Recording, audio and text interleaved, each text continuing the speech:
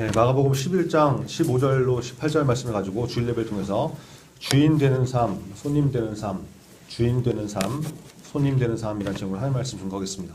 마가복음 35번째 시간입니다. 오늘 본문은 예수님께서 예루살렘에 입성하셔서 고난 주간에 한 주간 동안 있었던 일이라고 했죠. 지금부터 보는 말씀은 근데 첫째 날 월요일 날 예수님께서 하셨던 성전 정화 사건입니다. 우리가 잘 아는 그런 사건인데, 여러분, 성전 정화 사건은 예수님의 공생의 기간, 예수님께서 이제 사역하신 그 기간 동안에 두 번이 나오죠. 두 번. 첫 번째 성전 정화 사건은 요한복음 2장에 나오죠. 예수님이 사역 초기에 성전에 들어가셔서 막 소와 양과 비둘기 파는 사람들, 막 돈 바꾼 사람들 보시고 노끈으로 채찍을 만드시고 막 휘둘리면서 양과 소를 다 쫓으시고 돈 바꾼 사람들 돈을 쏟아 엎으시고 상을 뒤집어 엎으시고 이러시면서 내 아버지의 집으로 장사하는 집을 만들지 마라, 뭐 이렇게 했던 사건이 나오죠. 그게 이제 요한복음 2장에 나오는 사건인데, 오늘 본문하고 굉장히 비슷한 사건입니다. 그래서 어떤 사람들은 이게 한 번 있었던 일인데 요한복음에서는 이렇게 앞부분에 나오고 마태, 마가, 누가복음 이 세 권을 뭐라고 했어요? 공관복음이라고 했죠. 마태, 마가, 누가복음 이 공관복음에서 뒷부분에 나오기 때문에 이게 두 사건처럼 보이는데 사실은 한 번이다, 이런 식으로 말하는 사람이 있는데, 여러분, 오병이어 사건하고 칠병이어 사건도 비슷하지만 분명히 다른 사건이었잖아요. 그죠? 분명히 구별되는 사건처럼 이 성전 정화 사건도 비슷하고 유사해 보이지만 분명히 두 사건은 시기적으로 이렇게 구분이 되는 그런 일이기 때문에 성전 정화 사건은 두 번 있었던 일이다, 이렇게 받아들이고 기억하면 될 것 같습니다. 이거 좀 기억해 두시고, 오늘 본문 15절과 16절 한번 다시 보죠. 15절 16절 같이 읽겠습니다. 시작. 그들이 예루살렘에 들어가니라 예수께서 성전에 들어가사 성전 안에서 매매하는 자들을 내쫓으시며 돈 바꾸는 자들의 상과 비둘기 파는 자들의 의자를 둘러 엎으시며 아무나 물건을 가지고 성전 안으로 지나다님을 허락하지 아니하시고. 자, 예수님께서 성전에 이렇게 들어가시자마자 성전 안에서 매매하는 사람들, 장사하는 사람들 막 내쫓으시고 돈 바꾸는 사람들, 환전상인 이런 사람들 막 다 테이블을 둘러 엎으시고 비둘기 파는 사람들 의자를 막 이렇게 뭐 걷어차시고 완전히 다 뒤집어 엎어 놓으신 거예요. 여러분, 예수님께서 이렇게 하시면서 어떤 감정 상태로 이 일을 하셨을까요? 웃으시면서 하셨겠습니까? 웃으면서 이렇게 부드럽게 이렇게 웃으면서 이렇게 뒤집어 엎고, 여러분 성전에서 왜 이러세요? 뭐 이러시면 안 되시죠? 이러면서 하셨겠어요? 아니면 막 분노하고 화가 난 표정으로 하셨을까요? 아마 행동과 이렇게 맞는 표정이라고 그러면은 엄하게 화난 표정으로, 앵그리 지저스, 그죠? 이 완전 화난 표정으로 이렇게 하셨을 거예요. 성전에서 하나님의 집에서 장사하고 지저분하게 만들고 교회를 교회다운 곳으로 세워가지 못할 때 예수님께서 분노하실 정도로 이것은 악한 일이다, 이것을 보여주는 장면이죠. 여러분, 성전에 왜 이런 일들이 있을 수 있었냐면 하나님께 제사를 드리기 위해서는 빈손으로 오는 것이 아니라 반드시 제물을 가져와야 됐거든요. 그러니까 뭐 소나 양이나 비둘기 같은 하나님께서 형편에 맞게 이렇게 정해주신 제물들이 있었는데, 근데 이제 뭐 소나 양이나 비둘기라고 해서 아무거나 막 갖고 올 수 있는 게 아니고 완전히 흠이 없는 온전한 것, 제일 좋은 것, 이런 것을 제물로 가지고 왔어야 된단 말이에요. 근데 이걸 뭐 집에서부터 데리고 와야 되니까, 집이 가까우면 뭐 그나마 크게 어려운 점이 없겠지만 집이 좀 먼 사람들은 어떻겠어요? 막 멀어가지고 소나 양이나 이런 짐승 데리고 오면은 여러분 쉽고 편한 일이 아니죠. 그렇죠? 여러분 한번 생각해 보세요. 여러분이 예배를 드리러 오는데 뭐 집이 송북초 앞이에요. 근데 거기서부터 소나 양을 이렇게 끌고 온다. 그냥 걸어오는 것도 힘들어갖고 막 난 못 걸어와, 이런 사람도 있는데 이게 쉬운 일이 아니죠. 근데 뭐 한술 더 떠서 저기 뭐 이충동, 장당동 이런 데서 온다고 생각해 보십시오. 뭐 멀리 오산에서부터 이렇게 오는 학생도 있는데 소 끌고 오산부터 이렇게 온다고 생각해 봐. 이거는 보통 일이 아니라는 거예요. 그런데다가 재물을 가지고 오다가 조금이라도 이렇게 흠집이 나고 문제가 생기면, 집에서 출발할 때는 온전했는데 오다가 문제가 생기는 거예요. 예를 들어서 뭐 소를 끌고 오는데 소가 이렇게 오다가 나무에 긁혀가지고 등이 살짝 까졌어. 그러면은 이거 재물로 못 드리거든요. 다시 집으로 돌아가야 되는 거예요. 여러분, 예루살렘 성전에는 검열관들이 있었어요. 검열관들. 그래서 그냥 아무 재물 갖고 온다고 다 들어가는 건 아니라 검열관들이 검열을 해가지고 이게 흠이 있는지 없는지, 제사드리기에 적합한지 아닌지 다 검사를 하고 거기서 통과가 돼야 제사를 드리러 들어갈 수가 있었거든요. 통과 안 되면 다시 돌아가라고 그러니까 이게 쉬운 일이 아니었다는 거예요. 그러다 보니까 사람들이 편하기 위해서 머리를 쓴 거죠, 머리를. 집에서부터 이제 재물을 끌고 오는 게 아니라 이게 너무 힘드니까 예루살렘에서 재물을 딱 사가지고 바로 성전에 들어가면 얼마나 편해요. 그러니까 점점 재물을 판매하는 사람들도 생기고 시장이 형성되고 이런 일들이 벌어진 것이죠. 그러다 보니까 판매하는 사람 입장에서는 이게 수입이 쏠쏠하거든요. 이런 거죠. 야, 니네 집에서부터 소 끌고 오려고 그러면 엄청 힘들잖아. 그러니까 여기서 사니까 굉장히 편하니까 편한 만큼 좀 비싸게 사야지. 택배비라고 생각해. 뭐 이러면서 재물을 비싸게 팔고. 그래서 원래 10,000원이라고 그러면 12,000원, 13,000원, 15,000원 막 이렇게 폭리를 취하고 바가지를 씌우고 이렇게 장사가 잘 되니까 그런 판매를 누가 이렇게 장악을 했느냐. 대제사장들의 친인척들이 딱 이걸 상권을 잡아가지고 완전히 사업을 벌이고 이렇게 된 거예요. 그러니까 뭐 값이 비싸서 집에서 짐승을 끌고 온 사람들도 있을 거 아니에요. 나 여기서 도저히 못 사겠다. 데리고 왔는데 그런 재물은 검열관이 더 꼼꼼하게 보고 더 깐깐하게 보고 통과 안 시키고 돌려보내고. 근데 보니까 성전 옆에서 이렇게 딱 사가지고 오면은 오케이 뭐 완전 좋은 거네 이렇게 딱 바로 들여보내고 최상품이야 이러고 통과시켜버리고 이러니까 제사들이 온 사람들이 어쩔 수 없이 예루살렘에서 와서 사는 일들도 많이 벌어졌다는 거예요. 그래야 쉽게 통과가 되니까. 비싸도 울며 겨자 먹기로 이렇게 재물을 사는 일들이 벌어지고 그런 거예요. 이게 무슨 일들인지 아시겠죠? 그러니까 이제 그런 시장들이 형성이 된 거죠. 또 돈 바꿔주는 사람은 뭐냐? 여러분 이스라엘 사람들은 성전세라는 것을 바치게 돼 있는데 이 성전세는 그냥 평소에 사용하는 돈으로 내는 게 아니라 이제 두로 지방에서 만든 은전으로만 이렇게 내게 돼 있었어요. 원래는 이제 고대 히브리의 화폐를 가지고 있는데 그게 이제 통용이 안 되니까 두로 지방에서 만든 은전을 가지고 이렇게 냈단 말이에요. 그러니까 우리 예로 들면 그런 거죠. 우리가 헌금 드릴 때 그냥 우리가 쓰는 이렇게 뭐 1,000원짜리, 5,000원짜리, 10,000원짜리 이런 걸 드린 게 아니라 달러로 바꿔서 내야 돼. 이런 개념인 거예요. 그런 것처럼 돈이 다르니까 환전하는 사람이 생기고 근데 그냥 돈을 바꿔주는 게 아니라 환전 수수료를 또 받아 챙기는 거죠. 이런 일이 벌어지니까 이건 뭐 성전 앞에서 시장처럼 막 장사판이 벌어지고 시끄럽고 난리도 아닌 것이죠.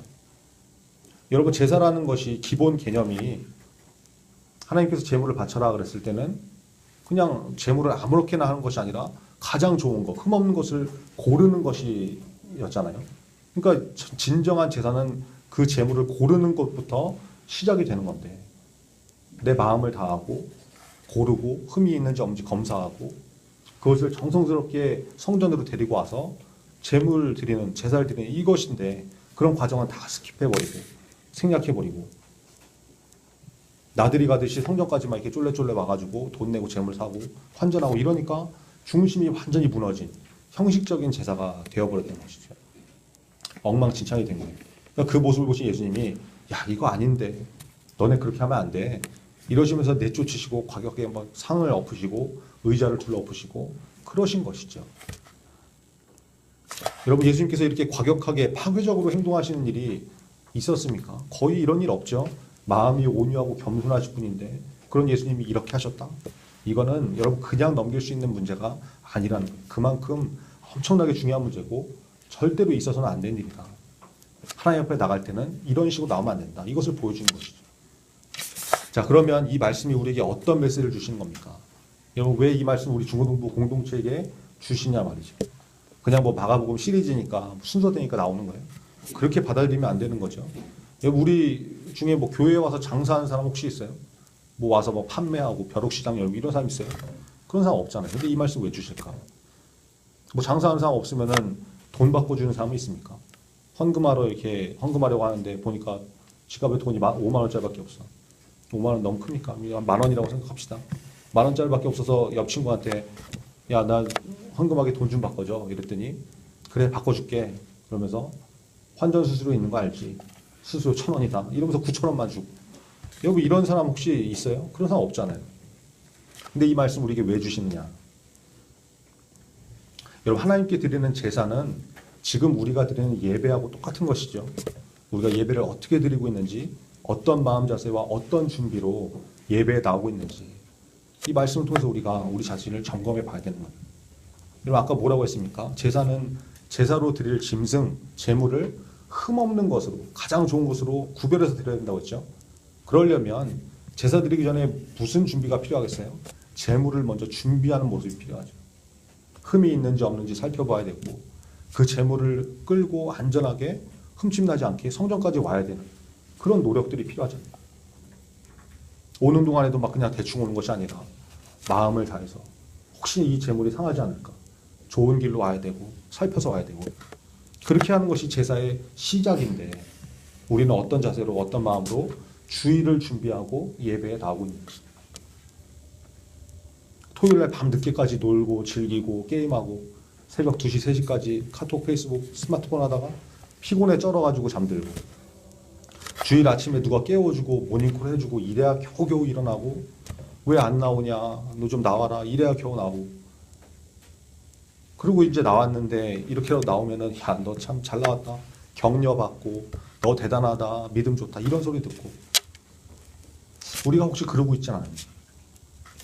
몸은 교회에 나와 있으나 이미 정신은 반쯤 빈 상태 그죠? 눈 뜨고 자고 있고 예배 끝나고 친구랑 어디 놀러 갈 거 계획 짜고 있고 이러고 있다 그러면 여러분 하나님께서 그 예배를 받으시겠어요? 마음의 중심을 아시는 분이신데 내가 지금 무슨 생각을 하고 있는지 다 알고 계시는 분이 우리 하나님이신데 우리 예배실이 뒤집어 엎어지지 않는 게 감사한 일일지도 모르는 그런 예배를 드리고 있다면 여기 있는 전도사도 선생님들도 여러분 모두도 우리 마음 상태를 한번 점검해 봐야 되는 것이죠. 그리고 준비된 예배를 드리는 예배자가 되어야 되는 거죠. 1년 52주 여러분 주일 성수 잘하는 것도 굉장히 중요한 것이지만 그거보다 더 중요한 것은 과연 내가 드리는 예배가 하나님께서 받으시는 예배냐 아니냐. 1년에 52번 주일마다 드리는 그 예배를 하나님께서 과연 몇 번 받으시냐. 진짜 온 몸과 마음을 다해서 준비한 예배가 되고 있느냐. 여러분 이게 중요한 거 아니겠습니까? 여러분 요즘 체육 시간에 뭐 체력장 같은 거 하나요? 체력 측정 뭐 이런 거? 팔굽혀펴기를 뭐 이렇게 측정한다고 그러는데 나는 막 엄청 죽기 살기로 기를 쓰고 이렇게 힘들어서 팔굽혀펴기를 하고 있는데 앞에서 카운트하는 사람이 카운트를 안 해. 왜 그러냐 그랬더니 팔도 뭐 제대로 안 굽혀지고 가슴이 어디 닿지도 않고 이런 규칙이 안 맞아가지고 카운트가 안 되는 거. 이런 그러면 아무 소용이 없는 거잖아요. 나는 죽기 살기로 해도 마찬가지로 우리의 예배를 받으시는 하나님께서 과연 우리 예배를 받고 계신지 안 받고 계신지 이게 중요한 거 아니겠습니까? 저와 여러분이 예배를 좀 잘 준비해서 특별히 흠없는 제물을 고르고 준비했던 그 제사처럼 토요일 밤부터 잠도 좀 잘 자고 주일 아침에도 예배드리는 그 순간에도 온전히 준비된 예배를 드릴 수 있는 저와 우리 모두가 되기를 간절히 바랍니다. 17절 같이 읽겠습니다. 17절 시작. 이에 가르쳐 이르시되 기록된 바 내 집은 만민이 기도하는 집이라 칭함을 받으리라고 하지 아니하였느냐. 너희는 강도의 소굴을 만들었도다 하시네. 자, 예수님께서 다 뒤집어 엎으시고 거기 있는 사람들에게 가르치시는 거예요. 야, 그렇게 하는 거 아니다. 여기는 하나님의 집 성전이야. 여기는 모든 사람들이 기도하는 집이거든. 그렇게 돼야 되는데 너희는 장사하고 폭리를 취하고 환전 수수료 받고 있고 완전 강도의 소굴로 만들었어. 이 말씀하시는 것이죠. 너무 중요한 것입니다. 교회는 기도하는 집이다. 하나님께 예배드리는 하나님의 집이다. 다른 용도로 사용하지 마라. 더럽히지 마라. 이 말씀이라는 것이죠.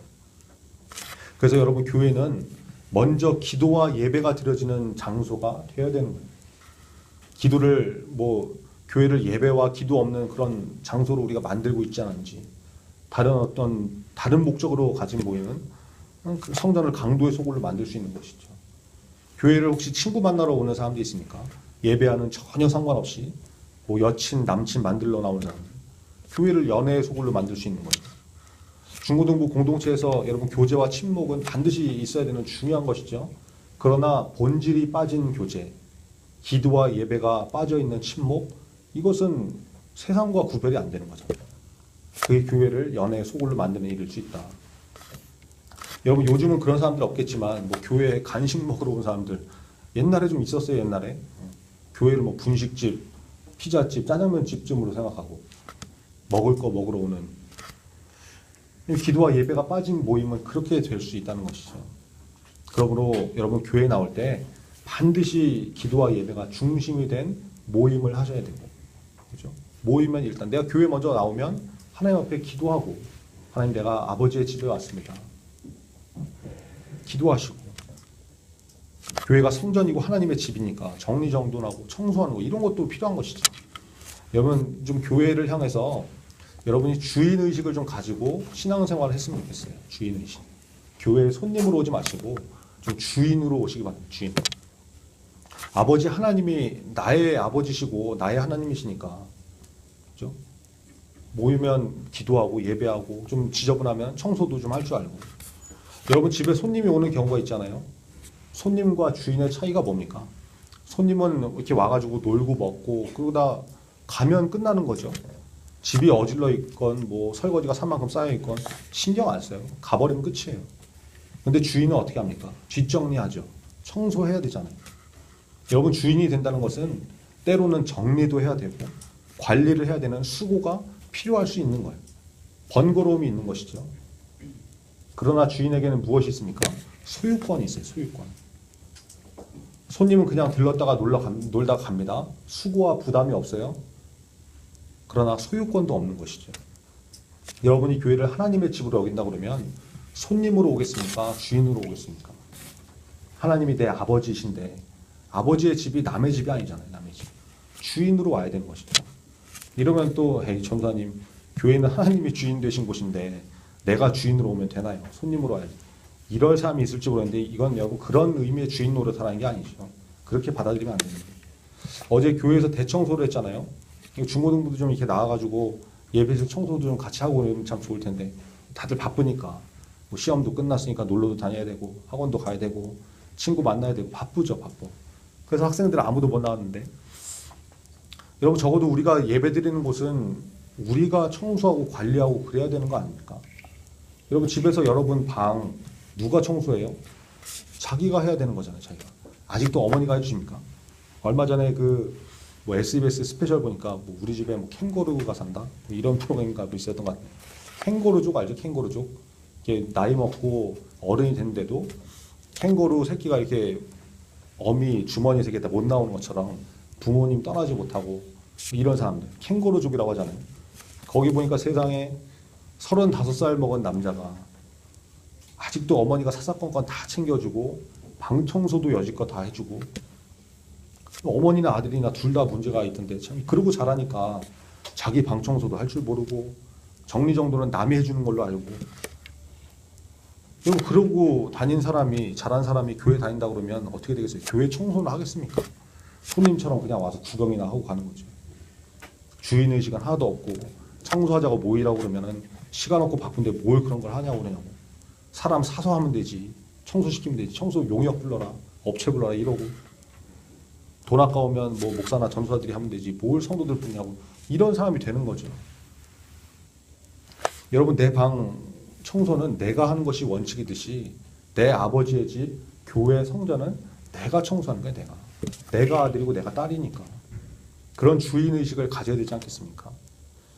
여러분 교회는 하나님의 집입니다. 만민이 기도하는 집입니다. 때로는 우리가 와서 교회에 와서 편안하게 휴식을 취하기도 하고 간식 먹고 뭐 이렇게 먹고 마시고 교제하는 장소이기도 하지만 본질적인 것을 잊으면 안 된다는 거예요. 하나님의 집을 정리도 안 하고 어지럽히고 엉망으로 놔두고 그런다. 이거는 정말 영적으로 심각한 문제가 있다라는 것이죠. 여러분 특별히 정리정돈 잘하는 인생이 되시기 바랍니다.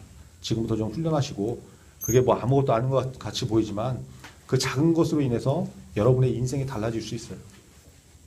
그 하버드 뭐 새벽 4시 반이라는 책 여러분 아십니까? 뭐 2014년 뭐 12월쯤에 이렇게 나왔던 그 책인데 이런 일화가 나와요. 그 책에 유명한 글로벌 기업이 있었는데 엔지니어를 이제 한 명 그 채용하는 시험을 치렀습니다. 그래서 10명의 지원자가 이렇게 몰렸대요.